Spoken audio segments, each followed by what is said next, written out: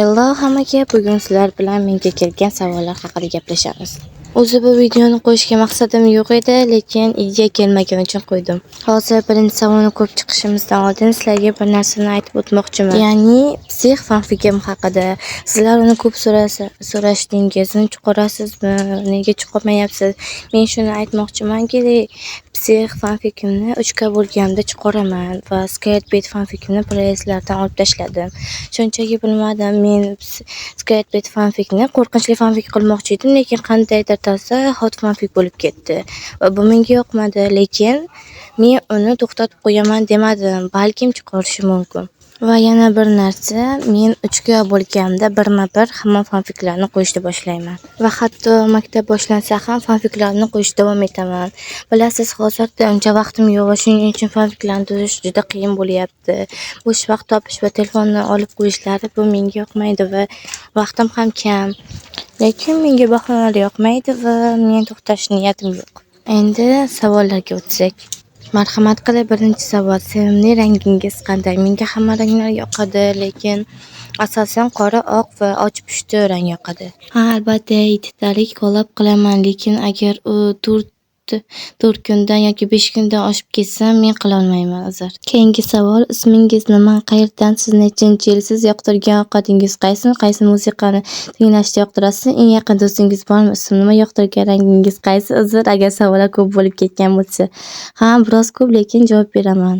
Ismim Park Suva, koreyscha albatta. Men Samarqand viloyatidaman. 2013-yilman. Mening yoqtirgan ovqatim ko'p, shuning uchun bittasini tanlash qiyin. Qaysi musiqani tinglashni yoqtirasiz? Men ko'p musiqalarni eshitaman va ularning ko'plari yoqadi, lekin men bittasini tanlay olmayman. Yoqtirgan rangim boya aytib o'tganimdek hamma rang, lekin qora, oq, och pushti va qizil. Savol: agar men dengizga tushib ketib o'lsam, dengiz o'lik dengiz bo'ladimi? Sen dengizga tushib o'lmaysan baribir. Axir biz ikkalamiz o'lmas mavjudotmiz-ku. Dengizga tushib o'lsang ham baribir mendan qutula olmaysan. Agar BTSda Jimin bo'lmaganda biyasingiz kim bo'lar edi?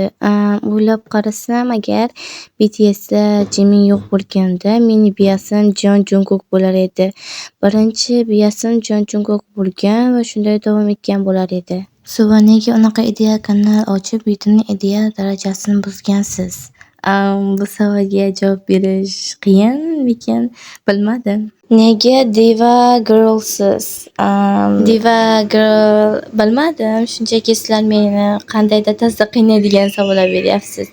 Nega bunchalik ideal Queensiz? Suvashi, hattoki o'sha Honju, Mitsu, Unni, Sehu va Blackpink Yusuke ham sizdek emas. Nega axir?